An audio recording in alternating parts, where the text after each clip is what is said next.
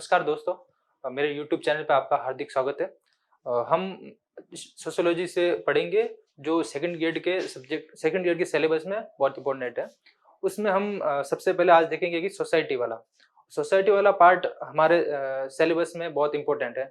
और हम जब किसी सोशियोलॉजी को पढ़ते हैं उसमें बेसिक टॉपिक ही सोशियोलॉजी है, क्योंकि जब किसी भी सब्जेक्ट को पढ़ते हैं या किसी भी सब्जेक्ट को सीखते हैं उसके सबसे पहले हम बेसिक्स को सीखते हैं। तो समाजशास्त्र का सबसे बेसिक टॉपिक है सोसाइटी, जिसमें हम सोसाइटी पढ़ेंगे, ग्रुप पढ़ेंगे, इंस्टीट्यूशन पढ़ेंगे और बाकी सारे और भी सब्जेक्ट हम उसमें पढ़ेंगे। तो आज हमारा टॉपिक होगा वो सोसाइटी होगा। मैं थोड़ा मेरा इंट्रोडक्शन दे देता हूँ। मेरा नाम किशन गलत है। मैंने सोशियोलॉजी में यूजीसी नेट क्वालिफाइड किया है। ऑल्सो पीएचडी में भी इंटरव्यू कॉल हो रहेगा मेरा, और असिस्टेंट प्रोफेसर का भी एग्जाम दिया मैंने। ये जो सोसाइटी टॉपिक है हमारे सेकंड ग्रेड में भी है, फर्स्ट ग्रेड में भी है और यूजीसी नेट में भी है। यूजीसी नेट का लेवल थोड़ा अप होने की वजह से ये थोड़ा टॉपिक इतना पूछा नहीं जाता, but first grade second grade में टॉपिक बहुत अच्छे से पूछा जाता है और हमें इस टॉपिक को अच्छे से कवर करना है। ये सोसाइटी है, जो समाज है, ये इस शब्द की उत्पत्ति लैटिन शब्द सोशियस से हुई थी, जिसका अर्थ है कंपेनियनशिप या फ्रेंडशिप। सोशियोलॉजी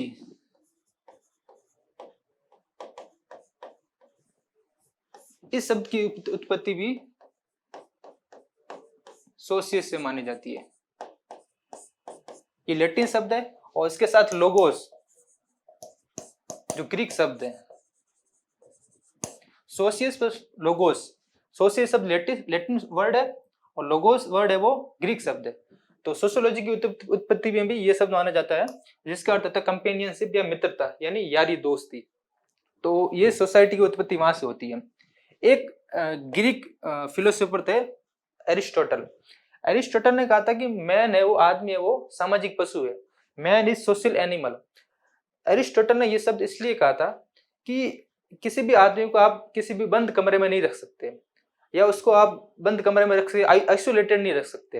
वो आदमी, उसको समाज के साथ जुड़ना पड़ता है, उसके समाज के साथ रिलेशन बनाने पड़ते हैं, लोगों पर निर्भरता रहती है उसकी। ऐसा नहीं उस समाज को अकेला रह के आप सारे काम उससे करवा दें, या ऐसा उससे उम्मीद करे कि वो बंद कमरे में रह सकता है महीनों भर, सालों भर। ऐसा नहीं हो सकता।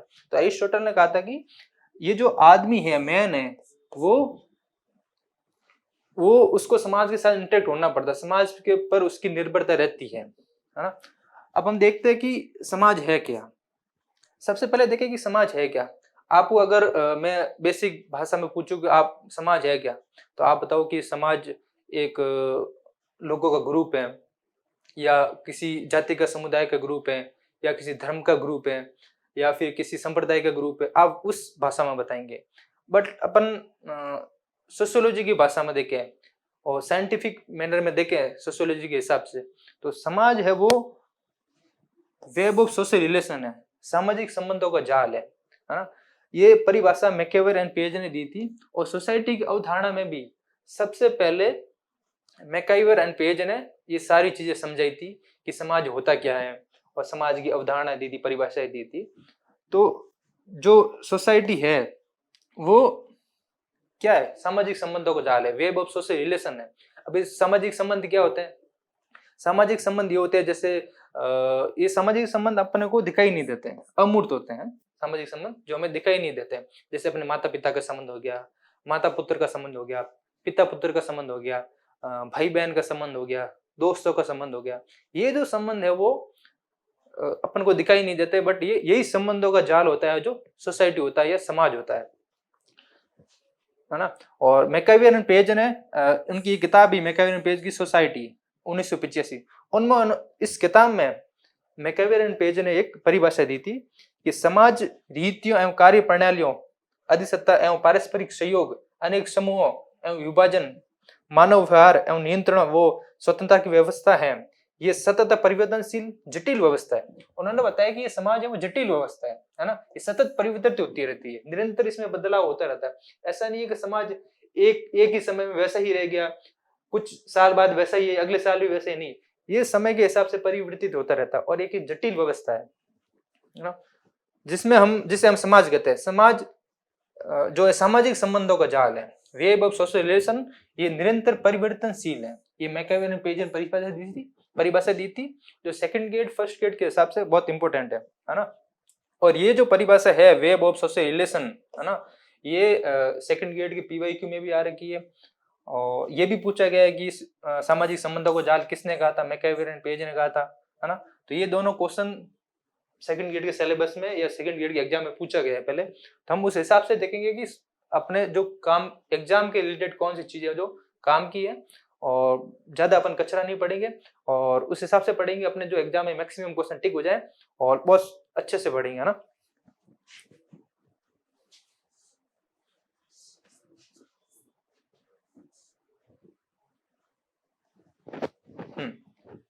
अब हम देखते हैं जो सामाजिक संबंध होते हैं, जो सामाजिक संबंध होते हैं वो सामाजिक संबंधों से समाज बनता है।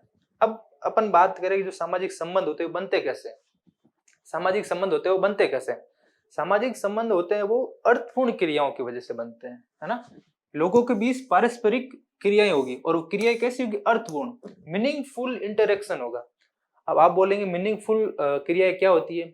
मीनिंगफुल क्रियाएं ये होती है कि जब आप किसी से इंटरेक्ट हो रहे हो या किसी से आप मिल रहे हो तो उसमें आपका कुछ ना कुछ उद्देश्य होगा मिलने का, और उस मिलने के बारे में आपकी जानकारी होगी, आप क्यों मिल रहे हो, उससे क्या उद्देश्य है, क्या करना है आपको, ये सारी चीजें होती है ना। इसमें ये लिखा हुआ है उसका कोई विशेष उद्देश्य होता है ना। सोशल, है ना, ये सामाजिक संबंधों के बारे में कहा गया ना, ये बहुत इंपॉर्टेंट चीज है, एग्जाम में पूछने लायक है। तो सामाजिक संबंध होता है वो लोगों के बीच पारस्परिक क्रियाओं की वजह से बनता है और जो कि अर्थपूर्ण हो, है ना, उसके कुछ न कुछ मीनिंग होना चाहिए ना। एक बात ये भी है कि जो social relation is central subject matter of sociology, सामाजिक संबंध समाज शास्त्र का केंद्रीय विषय है ना। तो ये आपको पूछा जा सकता है एग्जाम में कि निम्नलिखित में से कौन सा समाज शास्त्र का केंद्रीय विषय है, तो अपन को ये टिक करना है कि, और ऑप्शन में दे दे सोशल रिलेशन, सोशल इंटरेक्शन, 3-4 और चीजें दे दे और पूछ ले कि कौन सा है वो सामाजिक संबंध समाज शास्त्र का केंद्रीय विषय है, तो अपन उस पर टिक करेंगे कि सोशल रिलेशन सामाजिक संबंध है वो समाज शास्त्र का केंद्रीय विषय है। अब हम देखते हैं कि ये जो सामाजिक संबंध है वो सोशल इंटरेक्शन से बनते हैं, सामाजिक अंतक्रिया से बनते हैं। अब ये सामाजिक अंतक्रिया कैसे होती है ना, ये सामाजिक अंतक्रिया 3 तरह की होती है। एक तो व्यक्ति के व्यक्ति बीच में, व्यक्ति टू समूह के बीच में, बिटवीन इंडिविजुअल एंड ग्रुप्स, और बिटवीन ग्रुप्स, है ना। ये जो फर्स्ट इंटरेक्शन है जिसमें आप देख रहे हो कि एक लड़का और लड़की आपस में मिल रहे हैं, या कोई भी हो, दो इंडिविजुअल पर्सन आपस में मिल रहे हैं और बात कर रहे हैं, या उनका कोई मिलने का उद्देश्य है ना, कुछ ना कुछ उद्देश्य होगा। मैं आपसे इंटरेक्ट कर रहा हूँ, अगर आप एक पर्सन है तो आपका और मेरा इंटरेक्शन होगा वो बिटवीन इंडिविजुअल इंटरेक्शन होगा। अगर ये टीचर है ना, ये टीचर क्लास में पढ़ा रही है, और क्लास में पढ़ा रही है तो इनका जो इंटरेक्शन है वो पर्सन टू ग्रुप के साथ इंटरेक्शन है ना।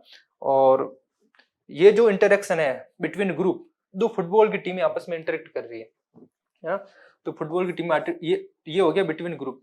तो ये 3 तरह के इंटरेक्शन होते हैं सोशल इंटरेक्शन में, जिससे सामाजिक संबंध बनते हैं, और सामाजिक संबंधों से क्या होता है, समाज का निर्माण होता है। एक बात ये आती है कि जैसे आप कहीं रास्ते में जा रहे हो और किसी के साथ आपका एक्सीडेंट हो गया, तो क्या वो सामाजिक संबंध होगा क्या, तो वो क्या सामाजिक संबंध होगा क्या, तो वो सामाजिक संबंध नहीं होगा। क्यों नहीं होगा कि आपका उनसे इंटरेक्ट होने का कोई उद्देश्य नहीं था, नहीं आपने उससे जानबूझ के इंटरेक्शन किया, ना ही उनके बारे में आपकी जानकारी है, तो ये एक तरह का सामाजिक अंतक्रिया नहीं है, सोशल इंटरेक्शन नहीं है ना। तो सोशल इंटरेक्शन जब होगा जब आपका उद्देश्य होगा कोई, या जिसके बारे में आपकी जानकारी होगी, या उसके बारे में आपने कुछ न कुछ पहले सुना होगा, है ना।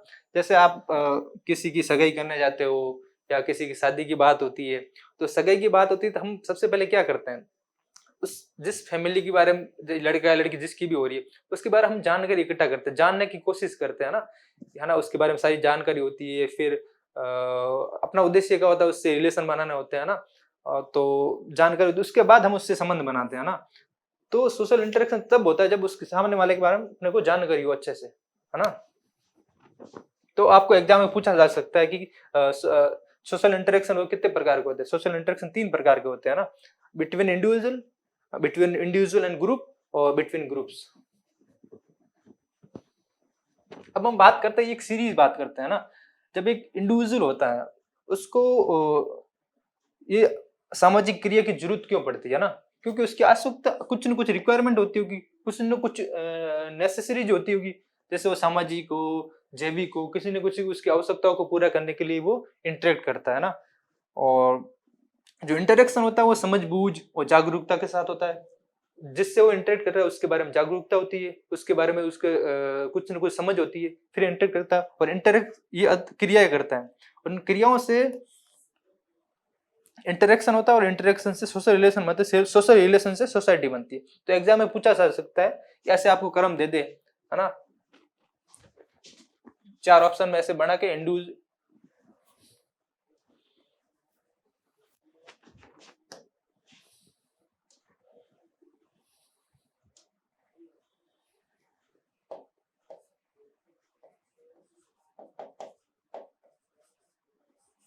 इंडिविजुअल,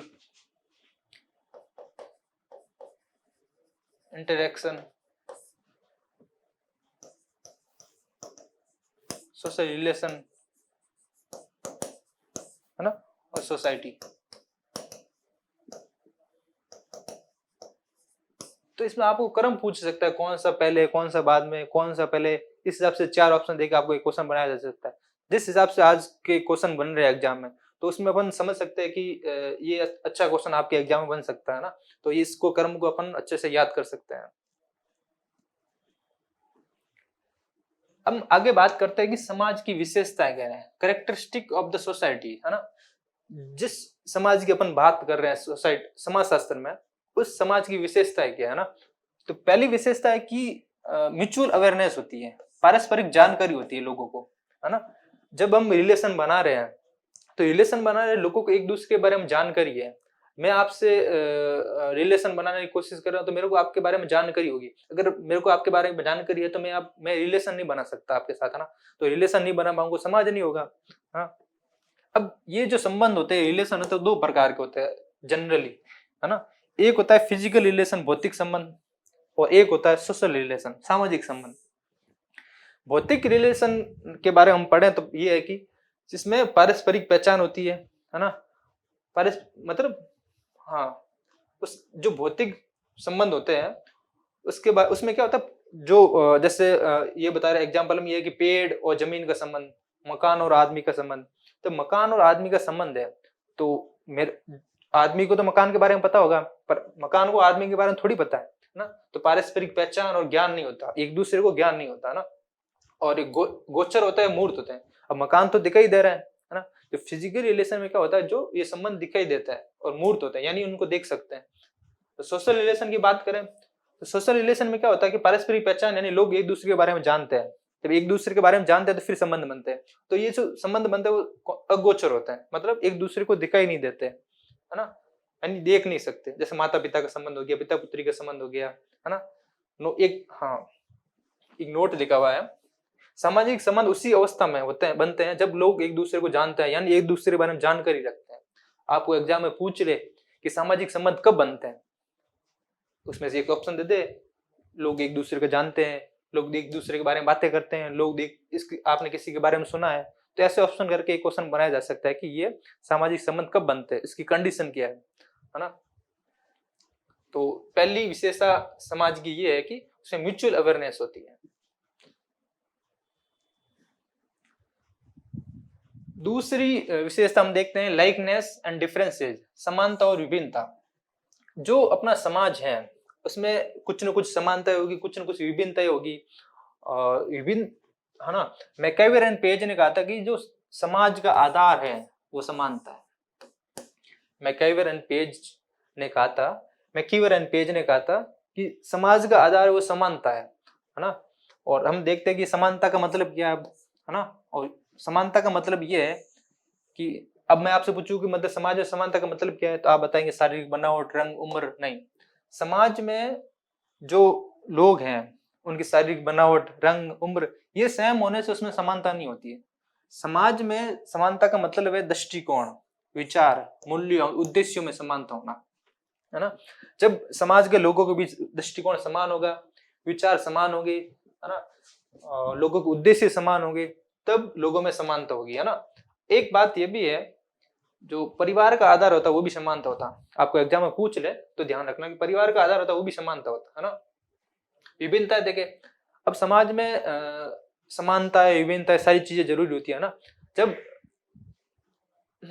जब विभिन्नताएं होती है ना तो समाज में प्रोग्रेस होता है ना। ऐसा नहीं सारे लोग समान विचार रखना शुरू कर दे, सारी चीजें रखना शुरू कर तो समाज एक आइसोलेटेड हो जाएगा।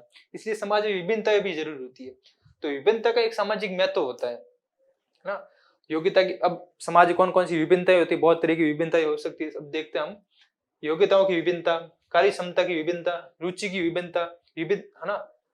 ये अब विभिन्नता से क्या होता है समाज में, विभिन्नता से समाज प्रतिस्पर्धा बढ़ती है और समाज प्रगति करता है। जब लोगों के दिमाग में या उनके विचारों में, उनके दृष्टिकोण में विभिन्नताएं होगी थोड़ी बहुत, है ना, तो वो क्या करेंगे, समाज प्रोग्रेस करेगा ना। ऐसा नहीं एक विचार, जैसे समाज में सब एक ही विचार रखे कि देश में डेमोक्रेसी नहीं होनी चाहिए, है ना, तो अगर देश में डेमोक्रेसी नहीं होगी तो वो उस देश का समाज बिखर जाएगा, वो प्रोग्रेस नहीं कर पाएंगे ना। तो सबकी अलग अलग विचारधारा होनी चाहिए, है ना। तीसरी विशेषता यह है कि समाज अमूर्त होता है, एब्स्ट्रैक्ट होता है। अब इसका मतलब क्या है, इसका मतलब यह है कि समाज को अपन देख नहीं सकते। जो समाज का रूप है वो अगोचर है, अमूर्त है, उसको देख नहीं सकते ना, तो आप उसको टच कर सकते। अब ये जैसे बोर्ड है, इस बोर्ड को मैं टच कर पा रहा हूँ, तो ये अमूर्त नहीं है, ये मूर्त है ना। इसमें कुछ न कुछ रूप है जिसको अपन टच कर पा रहे हैं ना। तो समाज का कोई रूप नहीं होता, अपन उसको टच नहीं कर सकते, अपन उसको देख नहीं सकते। तो ये तीसरी विशेषता है समाज की कि वो अमूर्त होता है, एब्स्ट्रैक्ट होता है।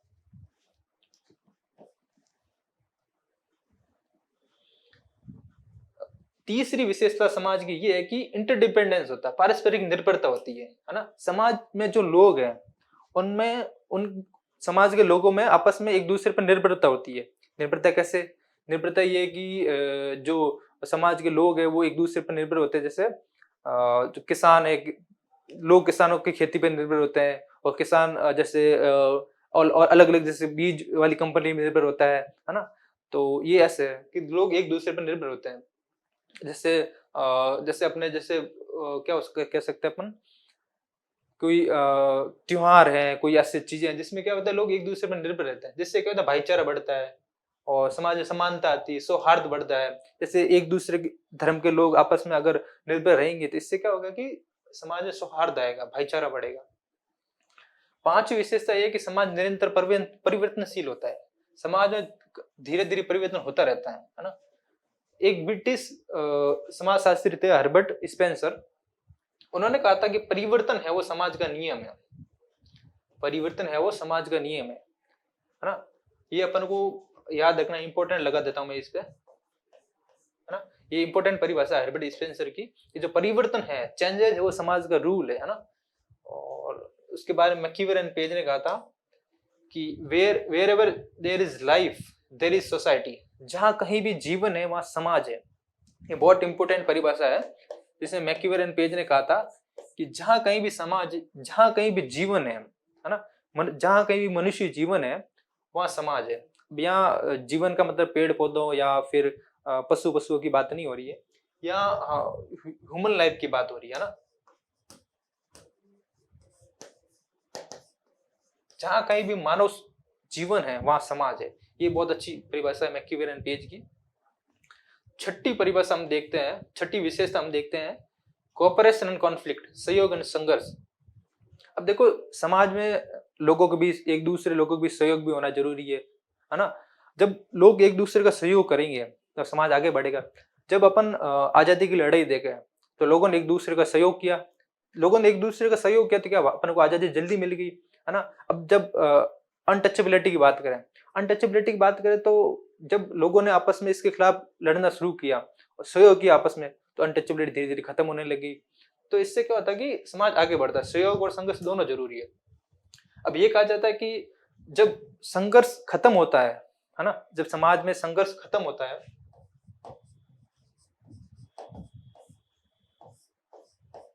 संघर्ष खत्म होता है तो उसके बाद सहयोग बढ़ता है समाज में,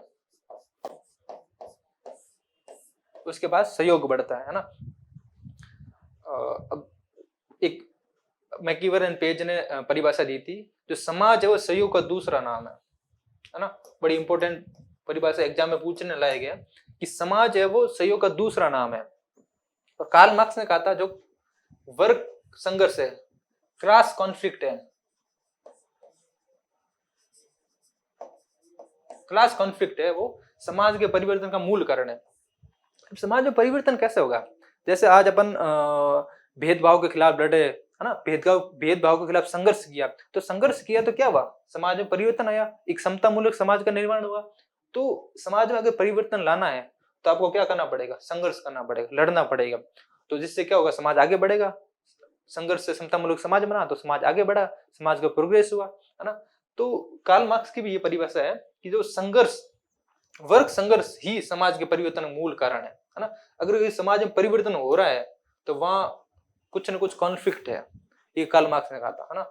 मैकिवेलन पेज की एक परिभाषा है, society is cooperation crossed by conflict. MacIver and Page ने कहा था जो सोसाइटी है वो सहयोग और संघर्ष का संगम है ना। सोसाइटी है वो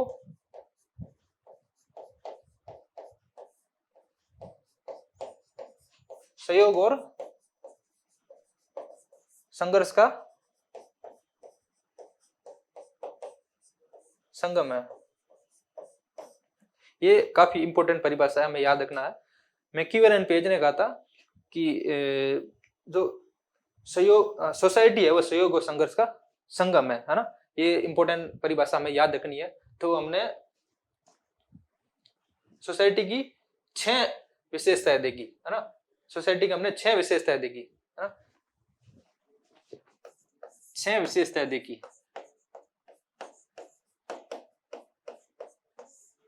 पहली विशेषता ये थी कि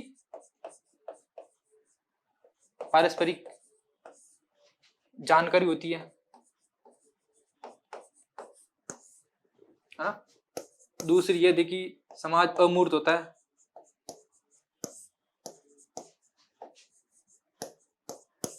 अमूर्त है। तीसरी है कि समाज में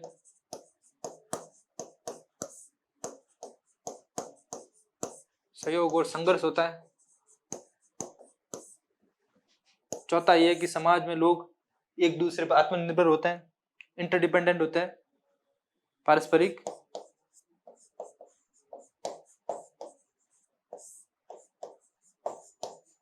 निर्भरता होती है ना। और समाज निरंतर परिवर्तनशील होता है ना। एक मिनट,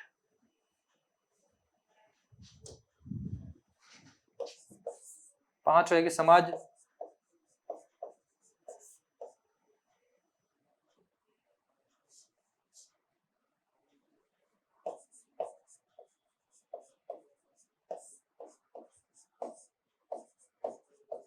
निरंतर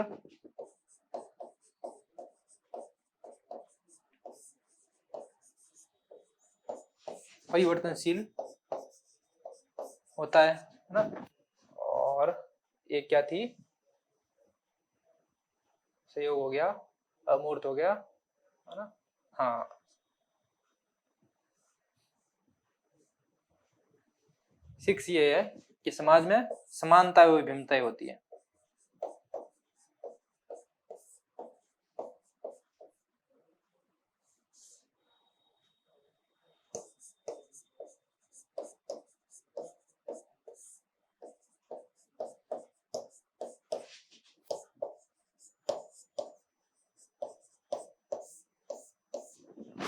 ये 6 विशेषताएं समाज की जो हमें याद रखने के लिए बहुत जरूरी है ना। एग्जाम में पूछ ले 6 विशेषताएं, कोई एक विशेषता इसमें से हटा के पूछ ले तो अपन को याद रखना है ना। पहली ये कि पारस्परिक जानकारी होती है। दूसरी है कि समाज अमूर्त होता है। तीसरी है कि समाज में संघर्ष और सहयोग होता है। फोर्थ है कि समाज में पारस्परिक निर्भरता होती है। फिफ्थ ये है कि समाज निरंतर परिवर्तनशील होता है। सिक्स्थ है कि समानता और विभिन्नताएं समाज में होती है। ये 6 परिभाषाएं अपन को याद रखनी है, ठीक है ना।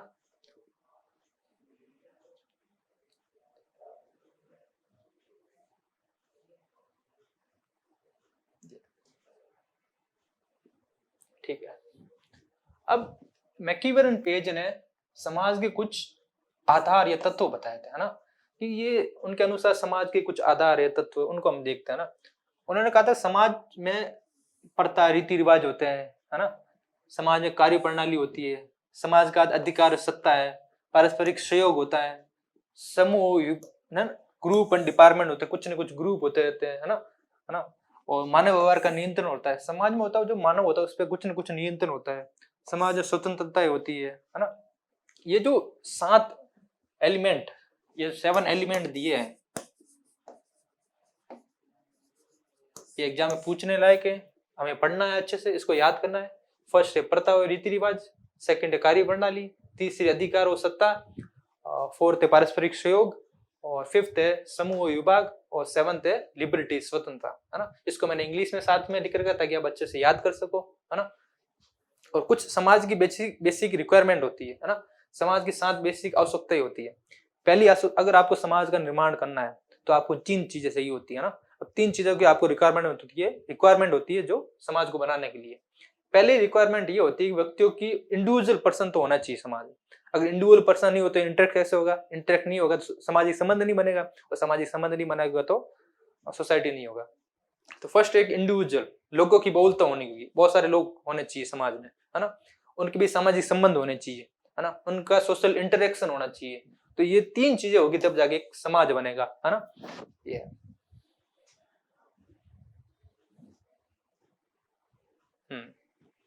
अब अपन डिफरेंस देखते कि द सोसाइटी और अ सोसाइटी का अंतर क्या होता है ना। अपन जो बात कर रहे हैं सोशियोलॉजी में वो है सोसाइटी, और एक आपकी जनरल भाषा में जिसे आप समाज कहते हैं वो है एक समाज, ए सोसाइटी, है ना। इन दोनों में से एक को याद करो, कोई सा भी याद कर लो, है ना। एग्जाम में दोनों को याद करने की जरूरत नहीं है। अगर एक याद कर लोगे तो उससे आप ऑप्शन को एलिमिनेट कर दोगे और आपका क्वेश्चन सही हो जाएगा, है ना। तो जो दो समाज है, द समाज में पहली विशेषता, पहला अंतर यह है कि सामाजिक संबंधों का जटिल सिस्टम होता है द समाज में, है ना। अ सोसाइटी होते हैं वहां लोगों का समूह होता है। अब लोगों का समूह कैसे, लोगों का समूह जिसमें जाति का समूह हो सकता है, संप्रदाय का समूह हो सकता है, किसी धर्म का समूह हो सकता है ना। तो ये जो धर्म का समूह होगा, जो लोगों का समूह, ये दिखता है ना। एक किसी संप्रदाय का समूह हमें दिखता है ना, उनके रिलेशन हमें दिखते हैं, है ना?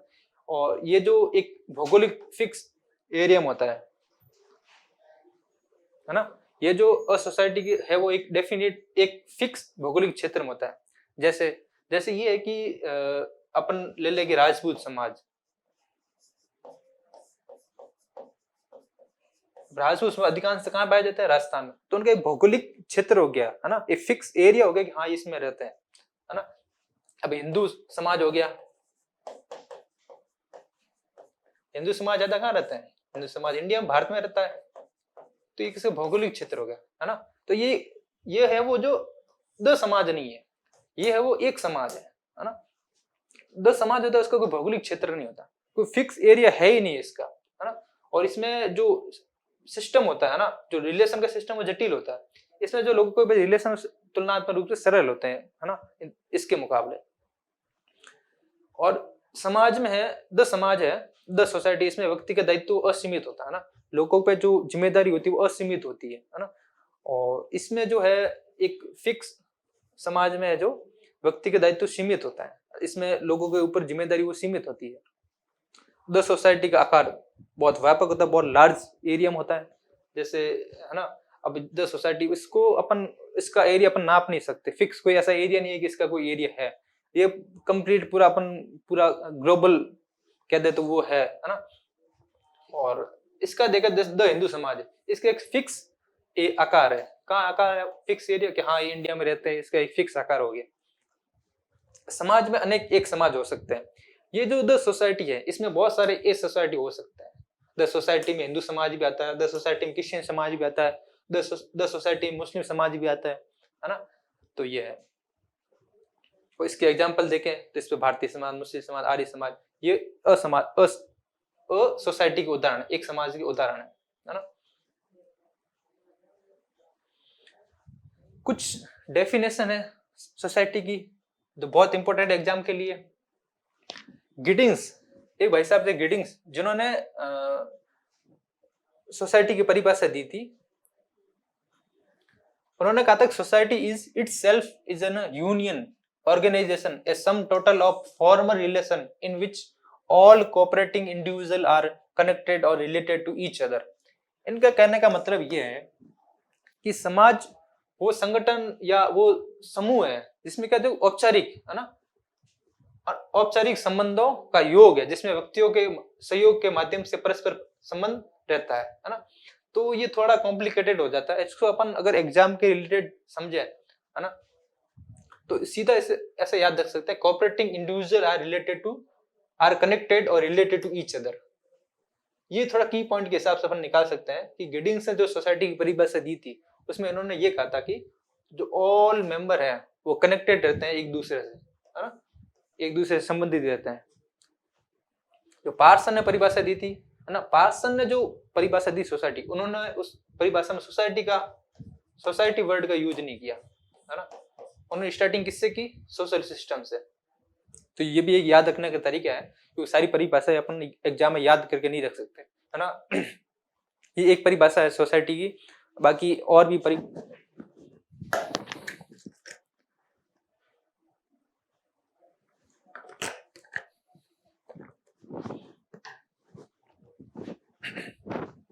ये सोसाइटी की परिभाषा है। आगे हम ग्रुप देखेंगे, इंस्टीट्यूशन देखेंगे और भी बहुत सारी चीज उसमें भी परिभाषा। तो सारी परिभाषाएं अपन याद नहीं कर सकते एग्जाम में इतनी, तो अपना सेकंड ईयर का सिलेबस में भी और सारी भी चीजें और भी सब्जेक्ट है, तो अपन ऐसे याद रख सकते हैं की पॉइंट के हिसाब से। उन्होंने सोशल सिस्टम से स्टार्ट किया था। उन्होंने कहा था social system can be defined in the term of total complexity of human relationship, है ना, जैसे ये की पॉइंट निकल गया, है ना। तो ऐसे अपन इसको याद कर सकते हैं, है ना।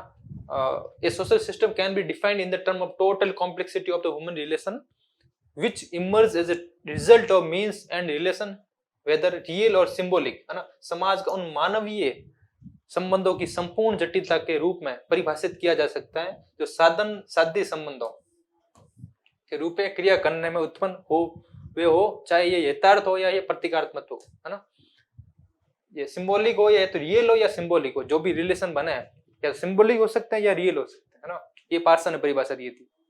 र्यूटर भाई साहब थे, र्यूटर पढ़ने में काफी कॉम्प्लिकेटेड है। र्यूटर भाई साहब ने सोसाइटी की परिभाषा दी थी। उन्होंने कहा था जो society is abstract concept which demonstrate the complexity wholeness of the mutual relationship among its members. उन्होंने कहा था समाज एक अमूर्त धारणा है जो एक समूह के सदस्यों के बीच पाए जाने वाले पारस्परिक संबंध एक जटिलता संपूर्णता का बोध कराती है ना। ये तीन परिभाषा है सोसाइटी की जो बहुत इंपॉर्टेंट है, अपन को याद रखनी है एग्जाम के, जब एग्जाम के रिलेटेड बहुत इंपॉर्टेंट परिभाषा है, इसको याद रखना है। और आगे देखते हैं। अब अपन देखते हैं कि समाज का स्वरूप कैसा है ना, जो अपन को दो सोसाइटी के बारे में पढ़ रहे हैं इसका है ना नेचर कैसा है, ये कैसा दिखता है समाज, है ना। तो अपन इसमें देखें तो जो समाज शब्द के विश्लेषण का आधार मैकीवर एंड पेज का विचार है। जो समाज शब्द है इसका स्टार्टिंग जो अवधारणा दी है वो अवधारणा मैकीवर एंड पेज ने दी, है ना। उनके विचारों से ही समाज के बारे में सारी कल्पनाएं शुरू हुई और समाज जैसा एक कॉन्सेप्ट हमारे सामने आया, है ना। मैकीवर एंड पेज का विचार था। जो मैकीवर एंड पेज ने समाज के अमूर्त स्वरूप को परिभाषित किया ना। अगर एग्जाम में पूछ ले कि मैकीवर पेज ने समाज की किस तरह की अवधारणा दी है ना, समाज को किस रूप में परिभाषित किया, तो अपन कह सकते हैं अमूर्त रूप में, है ना। ये है जिसका अवलोकन या प्रत्यक्षीकरण संभव नहीं है ना। मैकीवर और पेज के अमूर्त स्वरूप का विचार आधी सदी पुराना। जो मैकीवर एंड पेज ने सबसे पहले समाज की अवधारणा उन्होंने दी थी, ये अवधारणा बहुत पुरानी हो गई है। जो आज के समाजशास्त्री है वो समाज को मूर्त रूप में देखते हैं ना। ये रहा आज के समाजशास्त्री, समाज के मूर्त स्वरूप को परिभाषित किया उन्होंने, समाज को सरल और जटिल रूप में परिभाषित किया, है ना। तो ऐसे अगर देखे तो पार्सन्स और एक दो ऐसे थिंकर्स है जिन्होंने समाज का मूर्त, है ना, स्वरूप दिया। पार्सन्स कह सकते हैं और एक अपन जॉनसन ये आधुनिक समाजशास्त्री थे जिन्होंने समाज को ना इन्होंने समाज का मूर्त स्वरूप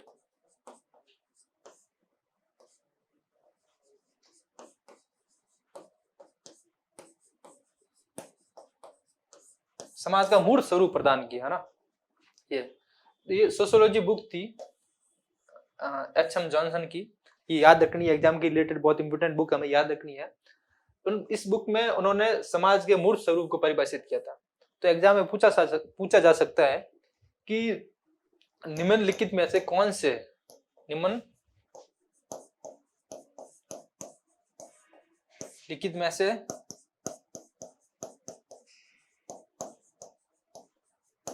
कौन से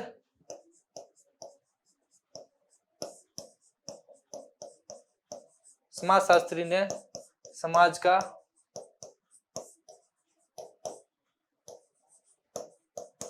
मूर्त स्वरूप दिया।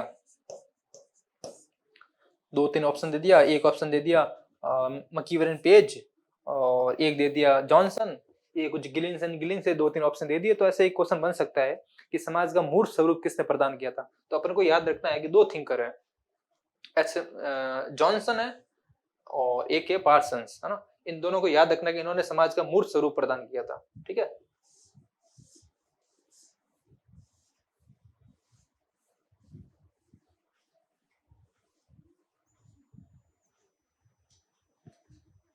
अब जॉनसन ने, है ना, जो समाज था उसको समूह माना था। उस समूह के आधार पर उन्होंने सोसाइटी के 4 एलिमेंट दिए थे, है ना। पहले हमने देखा था कि ये वाला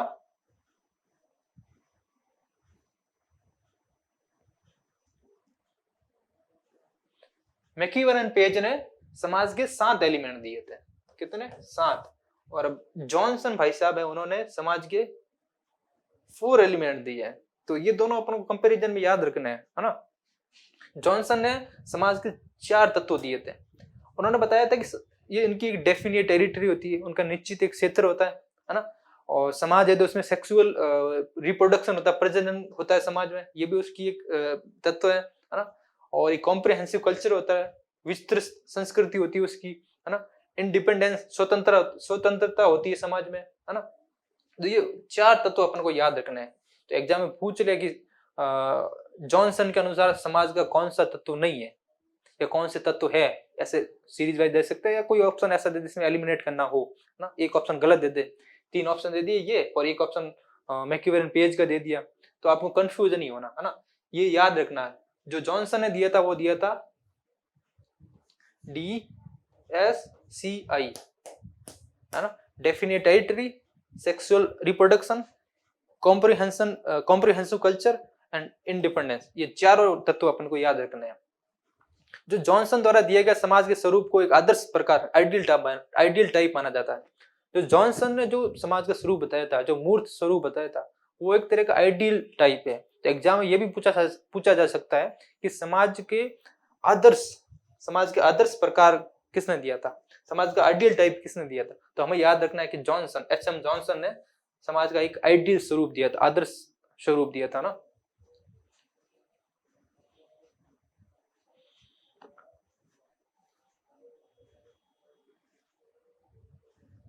अब हम देखते हैं जो ये जो स्टेट है, राज्य है, क्या ये भी एक समाज है।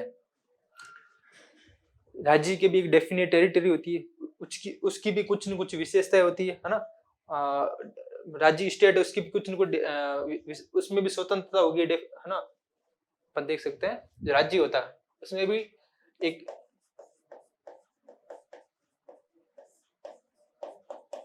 निश्चित क्षेत्र होता है, उसमें भी लिबर्टी होती है, स्वतंत्रता होती है। तो क्या अपन राज्य को भी एक समाज कह सकते हैं, क्योंकि, है ना। तो जॉनसन ने क्या बताया था, जॉनसन ने कहा था कि निश्चित भौगोलिक क्षेत्र और स्वतंत्रता के बावजूद राज्य को समाज नहीं कहा सकता। उन्होंने कहा था कि राज्य की ये एक विशेषता है कि उसमें निश्चित भौगोलिक क्षेत्र होता है, उसमें स्वतंत्रता होती है, उसके बावजूद भी उसको एक अपन स्टेट नहीं कह सकते, है ना।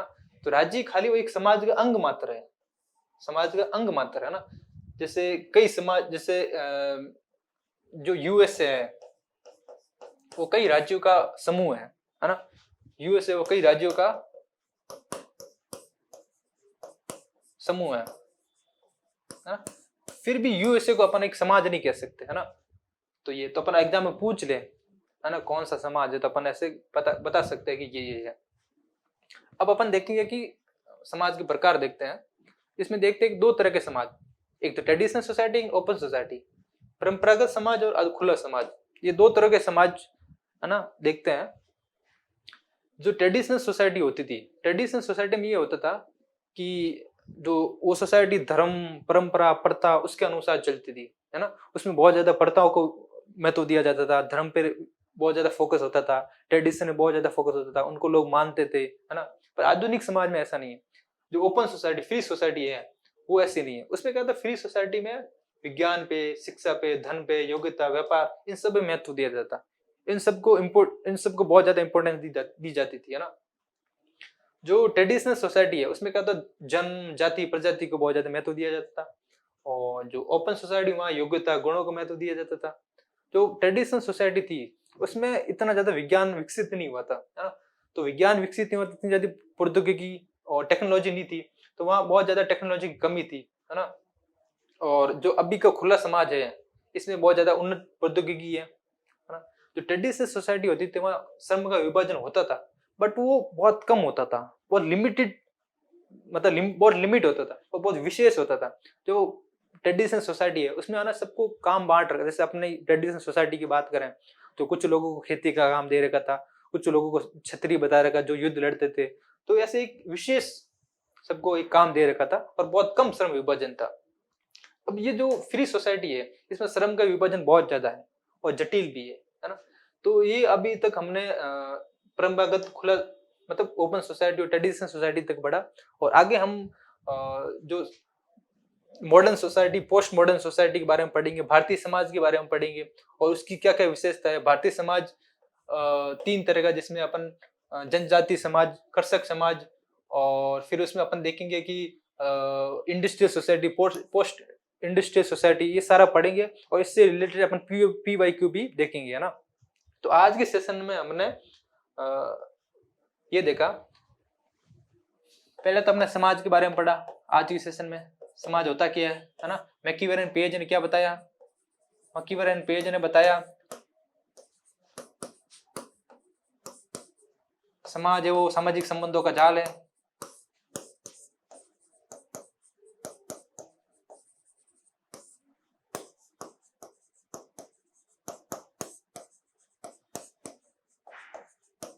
और मैकीवेर एंड पेज की एक बुक थी,